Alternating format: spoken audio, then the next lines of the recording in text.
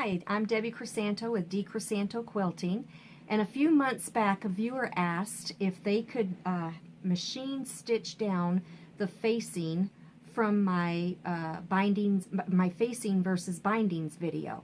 So if you haven't watched that, go back and watch that, and then this is a continuation of that first video. So the viewer asked, could she stitch down by machine the facing?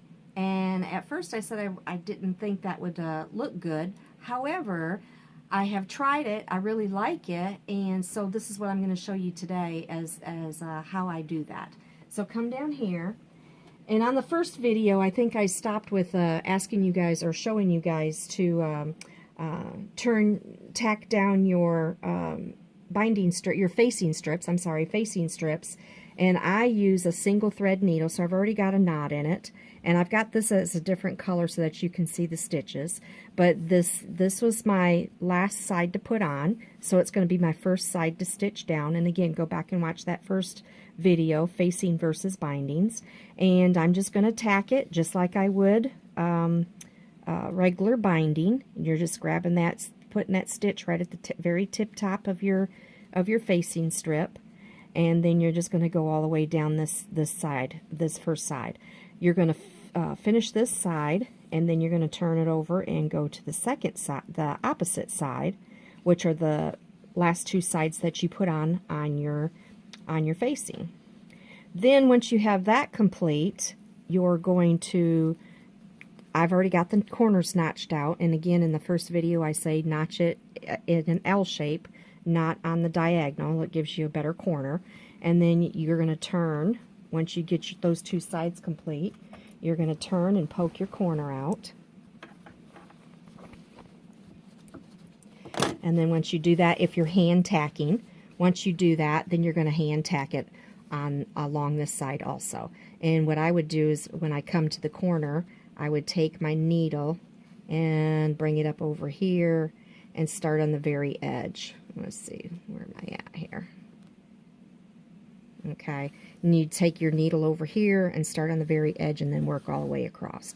So, if now I want to talk about machine stitching it down. So the same thing, you would start on the first side, the last side that you added to the back of your quilt on the facing, and what you're going to do is you would stick it underneath the needle, and I like to underneath the machine, and I like to use an open toe foot versus a 1/4 inch foot. It's much easier to see where you're stitching, and you want to stitch right on the very edge, right on the very edge. You want to just, not even 1/8 of an inch, you just want to be on the very edge, inside edge of your facing strip.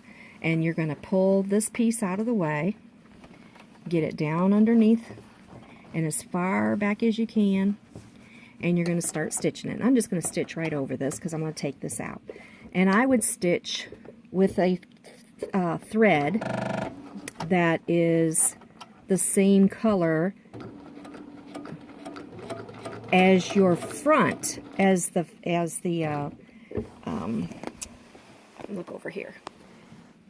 In this case I would use a green because that's my border. So if I didn't want my cream thread to show on here, I would stitch it with green, and I would use the cream on the back.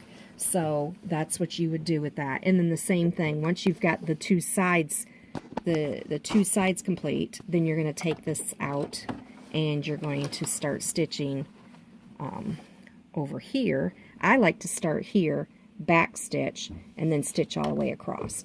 So come over here, I want to show you a couple samples. This quilt has the facing strips on and is complete and was hand stitched down. So you can see the nice hand stitching, and when they started over here on this edge, they started at the very edge of it and worked all the way across. And you look on the front and you don't see any stitches that have come through. On this quilt, we stitched it down by machine.